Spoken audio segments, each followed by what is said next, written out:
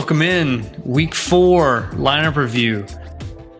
I am your host, Blake Samaha here. I am solo today. Kevin and Trey are not here. They are out doing whatever they feel is more important than reviewing their lineups right now. And you know what? This is why I've been green 4 weeks in a row. You've heard it right. I won again this week. So I feel really good about that. I feel like it was more luck than anything, actually. So we'll kind of talk about that in the lineup review. But let's get into it. Let me share my screen and we can pick apart this lineup. So this is the lineup I played in the main slate today. And when I say streak, of course, I'm streaking only on the main slate. It's really all I focus on. I play around with Showdown every now and then, but that's really nothing too serious for me because I know I'm going to lose. So, we talked about it in the week 4 look ahead show last week that we're going to find a way to jam McCaffrey and Puka in the lineup and just figure it out from there. And you know what? It worked out pretty well. The only thing, obviously, Omarion Hampton had a really big game. So, figuring like he was good chalk. I feel like the matchup was good. They're a good team. Najee got hurt. So everything was just looking good. And it also got off to a hot start with the New York Giants jumping out to a lead. So I felt like that game script really helped me get some more receptions. And then, of course, he just had a big game overall. So that's one miss I think I had here. I feel like because in that preview episode, I mentioned this will be the first week that I go multiple a wide receiver in the flex. I kind of forced it, but flag planted Mahomes. Felt really comfortable about him just tearing apart Baltimore. Right, Worthy was coming back, and Mahomes is wanting to make a statement. Everybody's been kind of doubting him. Kevin's the number one hater for Patrick Mahomes this year, and I felt like this is a really, really, really good spot at home, and he killed it. The only problem is I paired him with a double of Tyquan and Xavier Worthy. Xavier Worthy was a good play, I feel, especially at 9.7%. He had a pretty decent game, first game back. But the Tyquan one was really a forced play. That was the last hole I filled here, and there was really just nothing else for me to go to at that price range that I enjoyed. The only other one would have been Adonai Mitchell, who I really liked, but didn't. But I just wanted the extra correlation. I felt like Tyquan would hopefully steal some reps from Hollywood Brown. Maybe they finally get Juju off the field because Tyquan's been the only one producing, and it didn't really go that way. I think he had 2 red zone targets and he converted 1. Thank God, got me in the money there. But yeah, I didn't like that one. If I had $200, I probably would have gone up to. Oh man, I can't think of his name right now. I'm blanking on it. Wow, Trey from the Raiders, who went off for 3 touchdowns last week. Terrible. I can't remember her name right now. Late in the day. So, but anyways, yeah, I really liked Mahomes, Worthy. Started with the McCaffrey Puka, then I went with Mahomes and James Cook. Cook was a must-have for me in this lineup as well. Just going against the Saints, I figured he'd have a really good day. Was hoping it would be a little bit bigger, but 25 points is good. The only problem is just so many people went off. It felt like it was kind of unreal. So Cook was good, not a huge hit at that price, especially with Omarion, being chalk and smashing. Puka is just absolutely incredible. Tyquan's my biggest regret here. Brenton Strange was kind of the punt. And I don't think he's a bad one, right? I got 10 points out of a punt tight end, so nothing wrong with that at all. Might keep going back to this well. And this is really, I felt good about this play because Brian Thomas has been struggling.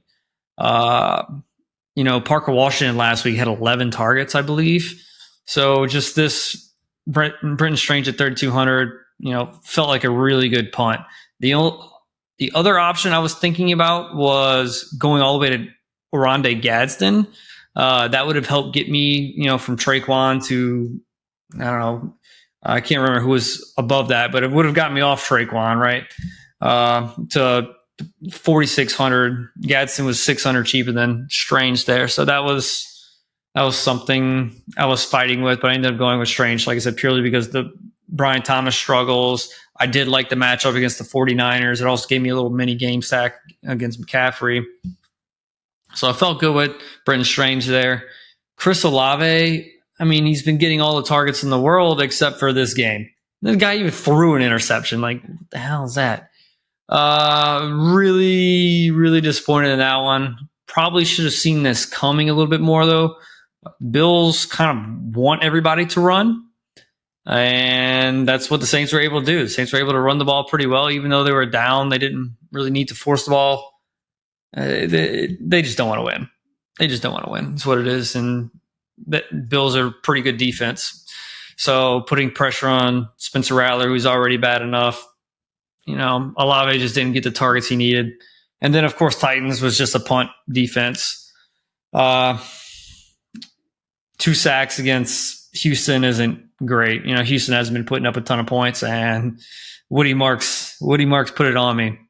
So the Woody Marks one actually kind of hurts too, because across the fantasy industry, I've been seeing a lot of analysts talk about the Travion breakout last week.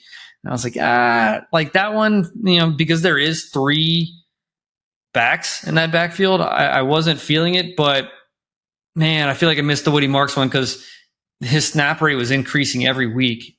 And I saw him at like 46, 4,700, something like that. Maybe I could have got off Taekwon to him. And it's just, I don't know. I didn't have the courage to play that one. But I definitely liked him over Travion a lot more. We'll see how that is going forward. I think just the Washington backfield, New England backfield, just complete mess. Just stay away. But, really interesting this slate, right? Got I think it was the QB1 with Patrick Mahomes. Pretty sure it was at least close to the QB1. Right, McCaffrey putting up 26 points, can't be mad at that. Cook with another 25, and then Puka with 39. I feel like I smashed it with 4 of my lineup, and Xavier Worthy at 17 isn't bad either. But man, barely min cashed on this one. Right, came back and it was rough. I went a little heavier on this action this week compared to the last few weeks. So it was a fun slate. Like I said, I feel really good about this lineup. The only big questions, once again, was the Brenton Strange to Oronde Gadsden. I did not like the Tyquan Thornton play, but he was just kind of the only one that was there, and then the correlation was a bonus. But Worthy was a hard choice. Drake London was $100 cheaper. I was fighting with going with my boy Drake there, and I think Amarian was $100 more.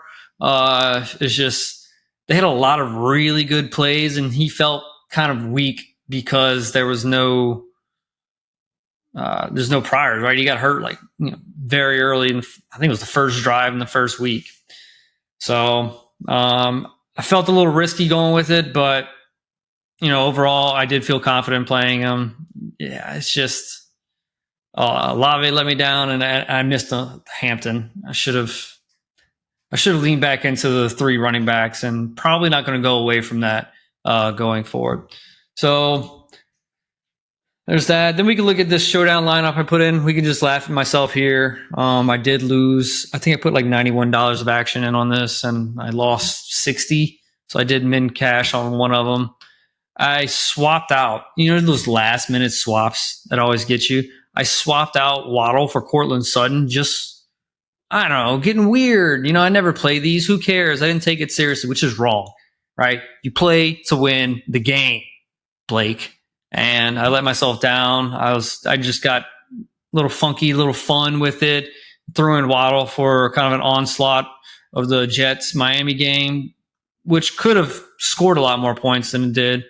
But yeah, it was ugly. So if I would have just done that right there, swap Waddle out for Sutton, then I cash, I make money, I'm all happy.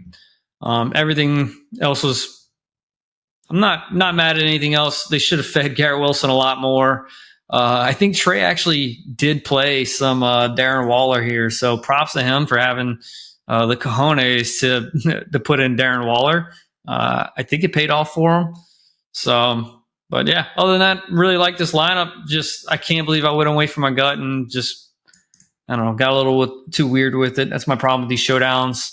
I guess I don't take them seriously or something. I end up getting too weird and then I end up losing money. So the streak continues, which is the important thing for the classic slates where I put most of the money down. I am 4 for 4. Hasn't been big weeks, weeks 2 and 4, but you know what? We're positive. I've only had to deposit one time into DraftKings, and that was the start of the season, so I feel really good about that. Let's keep the streak going, and yeah, I'm looking forward to doing this next week. I will say though, the pressure every week the streak goes, the more pressure I feel that I cannot come on a stream the next week and say I lost.